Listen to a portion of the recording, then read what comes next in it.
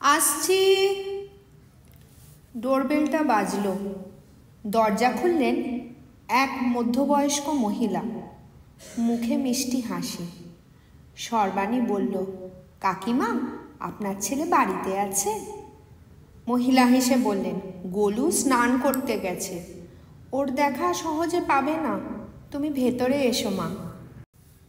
সর্বাণী দেখল কাকিমা একাই সব ঘরের কাজ করছেন।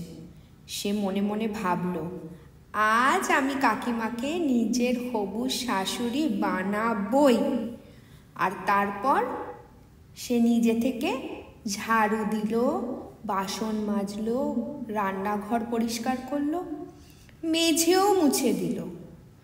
ক্লান্ত হয়ে সোফায় বসতেই হঠাৎ লক্ষ্য করল, এ কি, গোলু তো অনির্বাণ নয়, এ যে অন্য কেউ।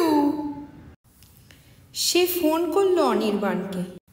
হ্যালো হ্যালো, তোমার ফ্ল্যাট নাম্বারটা কত? অনির্বাণ বলল, 301, টাওয়ার 2। সর্বাণী আতঙ্কিত। এতক্ষণ সে কাজ করেছে টাওয়ার 1-এর ফ্ল্যাটে। সে একদম দ্রুত ছুটে পালালো। কিন্তু কাকিমা এখনো মুগ্ধ। দরজার সামনে দাঁড়িয়ে বললেন, মা দাঁড়াও, কোথায় যাচ্ছ? গোলু, এই মেয়েটাকেই আমি বউ বানাবো। সর্বাণী আর পিছন ফিরে তাকায়নি।